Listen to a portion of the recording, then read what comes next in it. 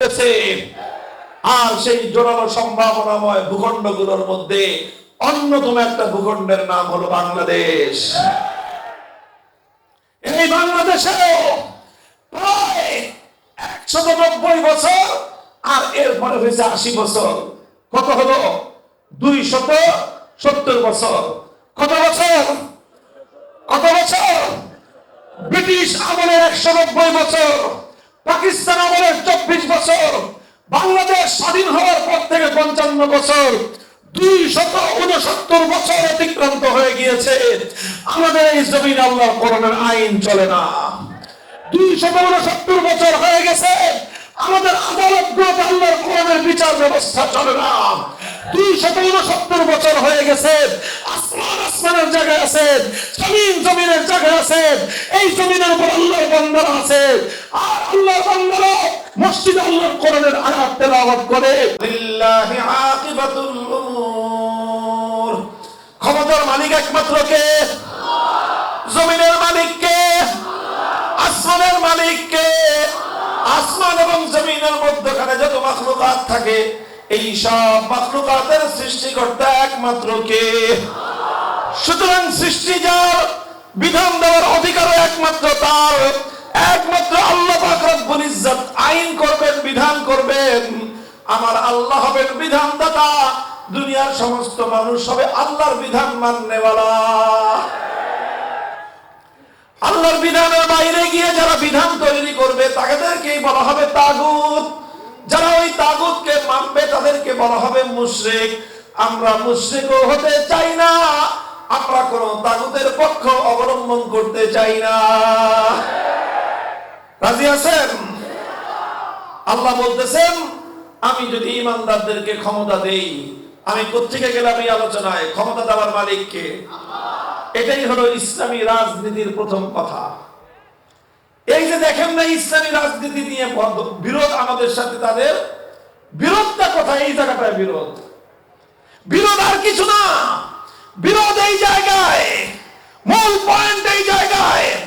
আমরা বলি আইন দিয়েছেন আল্লাহ, আল্লাহর আইনের বাইরে গিয়ে আর কেউ আইন করতে পারবে না। তারা বলে যে না, পারবো আমরা। এটাই হলো তর্ক, আর কোনো তর্ক নাই। আমাদের সাথে স্বার্থ নিয়ে কোনো দ্বন্দ্ব নাই, আমাদেরকে সাথে ক্ষমতা নিয়ে কোনো দ্বন্দ্ব নাই। দ্বন্দ্ব একটা জায়গায়। আমরা বলি আইন তো আল্লাহ দিয়েছেন, আল্লাহর আইনের ভিতরে থেকে তোমরা দেশ চালাও, আল্লাহর আইনের ভিতরে থেকে তোমরা জনগণকে চালাও, আল্লাহর আইনের ভিতরে থেকে তোমরা আদালত চালাও, আল্লাহর আইনের ভিতরে থেকে তোমরা শাসন চালাও, আল্লাহর আইনের ভিতরে থেকে তোমরা প্রশাসন চালাও, আল্লাহর আইনের ভিতরে থেকে তোমরা সারা দুনিয়া চালাও। আমরা তোমাদের সাথে আছি। কিন্তু তোমরা যখন আমার আল্লাহর আইনের বাইরে যেতে চাইবা, তখনই তুমি খোদাদ্রোহী। আর আমি আল্লাহর পক্ষে, যারা খোদাদ্রোহী, খোদার দুশমন যারা, তাদের সাথে আমাদের কোনো আপোষ হতে পারে না। আকামুস সালাত। আল্লাহ পাক রব্বুল আলামিন যারা ঈমানদার, তারা যদি ক্ষমতা পায়, ক্ষমতাসীন হয়, আল্লাহ বলতেছেন তাদের 1 নম্বর দায়িত্ব তারা নামাজ কায়েম করবে। 2 নম্বর দায়িত্ব আতাউজ যাকাত, যাকাত বাস্তবায়ন করবে। তারা সৎ কাজের আদেশ জারি করবে, অন্যায় এবং অসৎ কাজের উপর তারা নিষেধাজ্ঞা আরোপ করবে। এই 4টা কাজ করা কোন ঈমানদার মুসলমান যদি ক্ষমতা পায়, স্বয়ং আমার আল্লাহ পাক রব্বুল আলামিনের পক্ষ থেকে তাদের প্রতি আদেশ জারি করা হলো। আমরা মনে করি সরকারের কাজ হলো শুধু রাস্তাঘাট বানানো, আমরা মনে করি সরকারের কাজ হলো শুধুমাত্র ব্রিজ আর কালভার্ট নির্মাণ করা, আমরা মনে করি সরকারের কাজ হলো শুধুমাত্র অর্থনৈতিক উন্নয়ন করা। কোরআন বলতেছে ব্রিজ কালভার্ট করবে, রাস্তাঘাট করবে, উন্নয়নমূলক কাজ করবে। সব কিছুর আগে ঈমানদাররা যদি ক্ষমতা পায়, তারা আল্লাহর জমিনে ঈমানদারদের মধ্যে নামাজ কায়েম করবে। কেন নামাজের এতটা গুরুত্ব? কেন ভাই, কেন এত গুরুত্ব? ঐতিহাসিক ভাবে এটা প্রমাণিত। মনে রাখবেন, মুসলমানদের জন্য নামাজ এটা যেমনি ভাবে পরকালের মুক্তির চাবিকাঠি। কথা বলেন, মিফতাহুল জান্নাতিস সালাহ, নামাজ হলো জান্নাতের চাবি। নামাজ কি? জান্নাতের চাবি। যার কাছে চাবি নাই তার কাছে জান্নাতে ঢোকার মতো কোনো ব্যবস্থা নাই। এই জন্য নামাজ ইমানদারকে পরকালে জান্নাতে নিয়ে যাবে। এই নামাজ হলো জান্নাতের চাবি। এটা হলো পরকালে। নামাজ শুধু মুসলমানের পরকালের কল্যাণ করে না, আলহামদুলিল্লাহ নামাজ ইমানদার সমাজের দুনিয়ার এই ইহকালীন কল্যাণ ও নামাজের মধ্যে আল্লাহ পাক নিহিত রেখেছেন। খলিফাতুল মুসলিমিন ওমর ফারুক রাদিয়াল্লাহু তাআলা আনহু পৃথিবীর ইতিহাসের অন্যতম একজন সফল রাষ্ট্রনায়ক। কথা বলেন ঠিক কিনা? পৃথিবীতে যদি কেউ 10 জন রাষ্ট্রনায়কের সফল রাষ্ট্রনায়কের তালিকা করতে চায় পৃথিবীর ইতিহাসে, আদম আলাইহিস সালাম থেকে নিয়ে আজ পর্যন্ত বিশ্ব ইতিহাসের সফল 10 রাষ্ট্রনায়কের নামের তালিকা করতে গেলে সে মুসলমান হোক অমুসলমান হোক, যদি কেউ তালিকা করতে চায় নিরপেক্ষভাবে খলিফা ওমরকে বাদ দিয়ে তালিকা করতে পারবে? অর্ধজাহানের খলিফা, সারা পৃথিবীর the great caliph of Muslim ummah, ন্যায়পরায়ণ শাসক, সফলতম শাসক, সেই খলিফা ওমর রাদিয়াল্লাহু তাআলা আনহু তিনি এত সফলতা অর্জন করেছিলেন, সুখ্যাতি অর্জন করেছিলেন, এমন সাফল্যের স্বাক্ষর রেখেছিলেন কিভাবে জানেন? বুখারী শরীফের হাদিসের মধ্যে খলিফা ওমরের একটা ঘটনা বর্ণিত হয়। খলিফা ওমর তিনি যখন শাসক ক্ষমতার মসনদে আসীন, তিনি গোটা রাষ্ট্রের সকল বড় বড় সরকারি কর্মকর্তাদের নামে একটা চিঠি লিখেছিলেন, রাষ্ট্রীয় ফরমান। সেই ফরমানের ভাষা বুখারী শরীফের হাদিসের মধ্যে বর্ণিত হয়েছে। খলিফা ওমর লিখলেন গভর্নরদের কাছে, বড় বড় মন্ত্রী মিনিস্টার সচিবদের নামে চিঠি লিখলেন। সেই চিঠিতে তিনি লিখলেন, ইন্না আহাম্মা উমুরিকুম ইনদি আস-সালাহ ফামান হাফিজাহা ফাহুয়া লিমা সিওয়াহা আহফাজ ওয়া মান দাইয়াহা ফাহুয়া লিমা সিওয়াহা আদিয়াউ। হে আমার রাষ্ট্রের গভর্নরেরা, হে আমার রাষ্ট্রের বড় বড় সরকারি কর্মকর্তারা, তোমরা শুনে রেখো, আমার দৃষ্টিতে তোমাদের সবচেয়ে গুরুত্বপূর্ণ দায়িত্ব হলো নামাজ কায়েম করা। রাষ্ট্রের যেই দায়িত্বশীল, যেই কর্মকর্তা, যেই গভর্নর, যেই সচিব, যেই আমলা, সে নামাজকে সুন্দরভাবে কায়েম করবে, ফাহুয়া লিমা সিওয়াহা আহফাজু, সে রাষ্ট্রের প্রতিটি দায়িত্ব পালনে সুন্দরভাবে সুচারুরূপে সে আঞ্জাম দিতে পারবে। সে জনগণের হক আদায় করবে, সে রাষ্ট্রের দায়িত্ব সুন্দরভাবে পালন করবে। ওয়া মান দাইয়াহা ফাহুয়া লিমা সিওয়াহা আদিয়াউ। আর যেই ব্যক্তি রাষ্ট্রীয় ক্ষমতায় পাওয়ার পর ক্ষমতার মসনদে বসে নামাজকে সুন্দরভাবে আদায় করবে না, নামাজকে সুন্দরভাবে কায়েম করবে না, যে নামাজকে নষ্ট করবে, যে নামাজকে ধ্বংস করবে, খলিফা ওমর বলেন ফাহুয়া লিমা সিওয়াহা আদিয়াউ, তাকে যেই দায়িত্বই দেওয়া হোক না কেন সেই দায়িত্ব সে সুচারুরূপে আঞ্জাম দিবে না, সেই দায়িত্ব পালনটাকে সে নষ্ট করবে। তাকে যদি জনগণের দায়িত্ব দেওয়া হয়, সে জনগণের দায়িত্ব সঠিকভাবে আদায় করবে না, আমানতের খেয়ানত করবে। তাকে যদি গম বন্টনের দায়িত্ব দেওয়া হয়, গম চুরি করবে। তাকে যদি রাস্তা নির্মাণ করার দায়িত্ব দেওয়া হয়, রাস্তার মধ্যে ওই আলকাতরার জায়গায় কেরোসিন তেল ঢালবে। তাকে যদি ব্রিজ নির্মাণ করার দায়িত্ব দেওয়া হয়, ব্রিজ নির্মাণ করবার সময় সে ব্রিজের মধ্যে রডের বদলে বাঁশ দিবে। এটা আমার কথা নয়, এটা আজ থেকে 1300 বছর আগে হযরত ওমর ফারুক রাদিয়াল্লাহু তাআলা আনহু তিনি রাষ্ট্রীয় ফরমান জারি করে এই কথা বলেছিলেন। সুতরাং এ থেকে বোঝা যায় খলিফা ওমরের সফলতার অন্যতম চাবিকাঠি এটাই ছিল। মুসলমানদের দুনিয়াতে শাসনের অন্যতম সাফল্যের রহস্য এটাই ছিল। মুসলমানরা শাসনকালে এমন ব্যক্তিদেরকে ক্ষমতা প্রদান করত, এমন ব্যক্তিদেরকে রাষ্ট্রীয় দায়িত্ব অর্পণ করত যারা আল্লাহকে ভয় করে, যারা আল্লাহকে ভয় করে, যার অন্তরের মধ্যে আল্লাহর ভয় আছে, সে কোনোদিন জনগণের হক মেরে খেতে পারে না।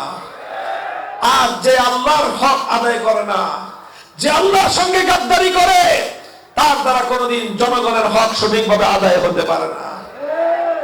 এটা তো সহজ কথা, এটা বোঝার জন্য খুব উচ্চ শিক্ষিত হওয়া লাগে না, অনেক বড় ডিগ্রি লাগে না। বলেন তো, যেই লোকটা নিজের বাপের সঙ্গে গাদ্দারি করে সে বুঝি ভাইয়ের হক দিবে?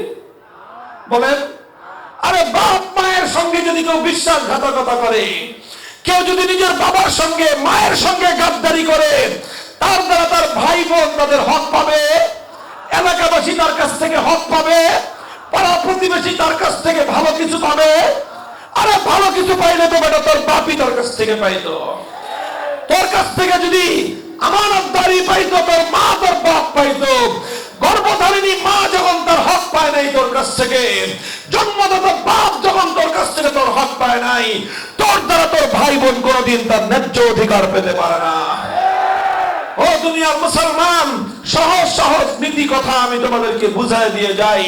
সুতরাং যারা বাবার হক আদায় করে না, ভাইয়ের হক আদায় করতে পারে না, মায়ের হক যে আদায় করে না, বোনের হক সে আদায় করতে পারে না, যে আল্লাহর হক আদায় করে না, বান্দার হক সে কোশ্চেন কেন আদায় করতে পারে না। ও মুসলমান, দুনিয়ার হালাত পরিবর্তন হচ্ছে, সময়ের পরিবর্তন হচ্ছে।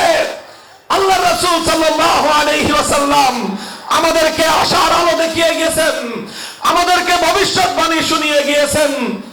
এই দুনিয়াতে কুফরের রাজত্ব চলছে, তাগুতের শাসন চলছে, সারা দুনিয়া জুড়ে মুসলমানদের উপর জুলুম এবং নির্যাতনের স্টিমরোলার পরিচালিত হচ্ছে।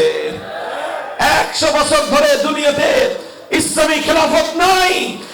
100 বছর হয়ে গেল আল্লাহর জমিনে আল্লাহর কোরআনের শাসন পৃথিবীর কোথাও নাই। 100 বছর হয়ে গেল এত বিশাল পৃথিবীতে আমার আল্লাহর কোটি কোটি শত কোটি বান্দা আছে, কিন্তু কোন বান্দা আল্লাহর জমিনে আল্লাহর আইন প্রয়োগ করে না। 100 বছর হয়ে যাওয়ার পর এবার আবার ঘুরে দাঁড়াবার সময়। এখন উম্মতের পিঠ দেয়ালে ঠেকে গেছে। উম্মতের এই দেয়ালে পিঠ থেকে যাওয়ার পর এই উম্মত এখন ঘুরে দাঁড়াবে ইনশাআল্লাহ। পৃথিবীর দিকে দিকে তার আলামত দেখা যাচ্ছে। পৃথিবীর বিভিন্ন ভূখণ্ডে এই উম্মতের ঘুরে দাঁড়াবার দৃশ্য, এই উম্মতের ঘুরে দাঁড়াবার সম্ভাবনা। আর সেই জোরালো সম্ভাবনাময় ভূখণ্ডগুলোর মধ্যে অন্যতম একটা ভূখণ্ডের নাম হলো বাংলাদেশ। এই বাংলাদেশেও প্রায় 190 বছর আর এরপরে হয়েছে 80 বছর। কত হলো? 270 বছর। কত বছর? কত বছর? ব্রিটিশ আমলের 190 বছর, পাকিস্তান আমলের 24 বছর, বাংলাদেশ স্বাধীন হওয়ার পর থেকে 55 বছর, 269 বছর অতিক্রান্ত হয়ে গিয়েছে। আমাদের এই জমিনে আল্লাহর কোরআনের আইন চলে না। 269 বছর হয়ে গেছে আমাদের আদালতগুলোতে আল্লাহর কোরআনের বিচার ব্যবস্থা চলে না। 269 বছর হয়ে গেছে আসমান আসমানের জায়গায় আছে, জমিন জমিনের জায়গায় আছে। এই জমিনের উপর আল্লাহর বান্দারা আছে, আর আল্লাহর বান্দারা মসজিদে আল্লাহর কোরআনের আয়াত তেলাওয়াত করে, মাদ্রাসার মধ্যে আল্লাহর কোরআনের আয়াত শিখে, মাহফিলের মধ্যে কোরআনের আয়াতের আলোচনা করে, কিন্তু সমাজ ব্যবস্থা আল্লাহর কোরআনের বিধান বাস্তবায়ন নাই। এই 269 বছর পর হে বাংলার মুসলমান, এবার সময় এসেছে ঘুরে দাঁড়াবার, এবার সময় এসেছে পরিবর্তনের। ইনশাআল্লাহ অচিরেই একটা সূর্য উঠবে বাংলার পূর্ব আকাশে। সেই সূর্য তাগুতের সূর্য নয়, সেই সূর্য মানব রচিত তন্ত্রমন্ত্রের নয়, সেই সূর্য উঠবে আল্লাহর জমিনে আল্লাহর দ্বীন কায়েমের সূর্য।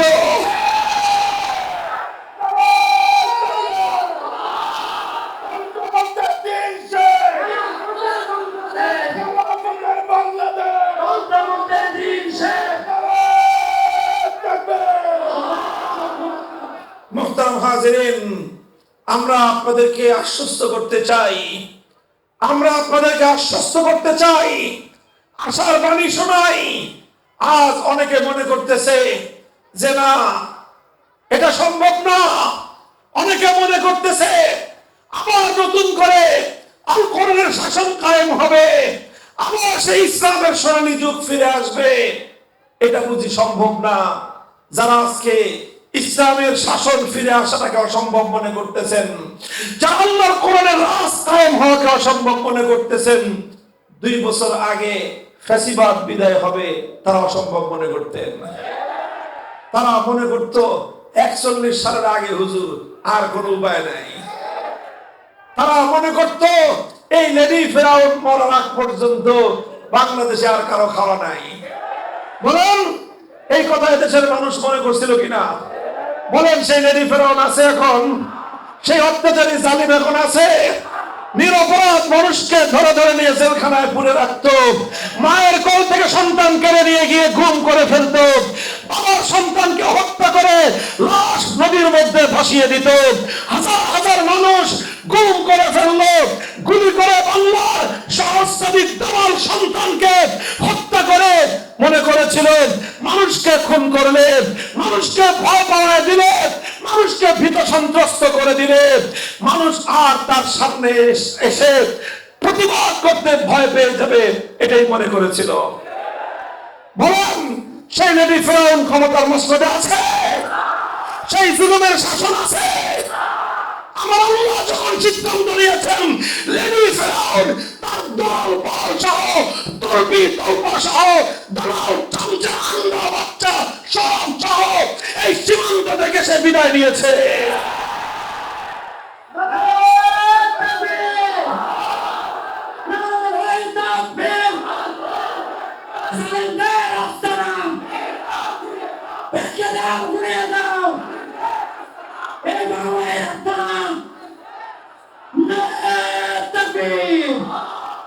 ভাই 2 বছর আগে যেটাকে কেউ বিশ্বাস করতে পারে নাই, বাংলাদেশের মানুষের ধারণা ছিল লেডি ফেরাউন 1 লক্ষ মানুষকে যদি মারতে হয় সে মারবে, এরপরেও সে ক্ষমতা ছাড়বে না।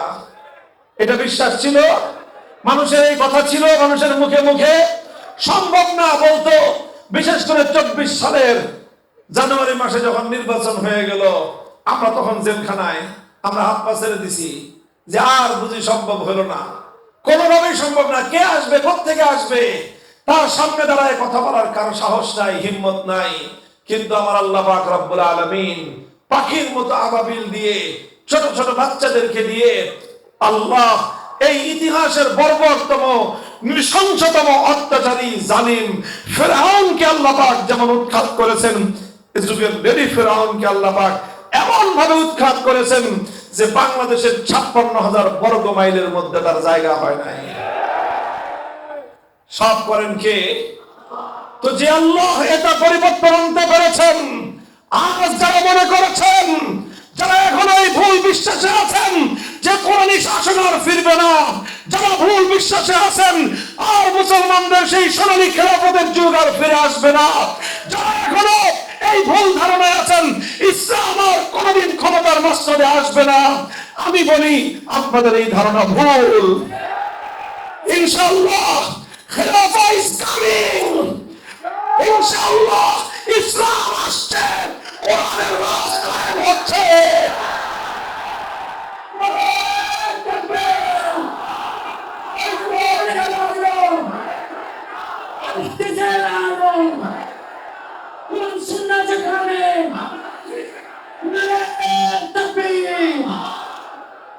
মুহতারাম হাজিরিন, তাই আজ বাংলাদেশের প্রতিটি প্রান্তরকে, প্রতিটি পাড়া মহল্লাকে, প্রতিটি অঞ্চলকে যারা আপনাদের কাছে সমর্থন চাইতে আসবে জিজ্ঞাসা করবেন আল্লাহর পক্ষে না তাগুতের পক্ষে। কথা পরিষ্কার বলো, ক্ষমতায় গেলে আল্লাহর আইন দিয়ে দেশ চালাবা না তাগুতের আইন দিয়ে দেশ চালাবা? যদি বলে আল্লাহর আইন দিয়ে, কোরআনের আইন দিয়ে দেশ চালাবো, ওয়েলকাম, আমিও ইমানদার, তুমিও ইমানদার। আর যদি বলে যে আল্লাহর জমিন তাগুতের আইন দিয়ে পরিচালনা করব, তার বিরুদ্ধে আমাদের লড়াই, তার বিরুদ্ধে আমাদের সংগ্রাম।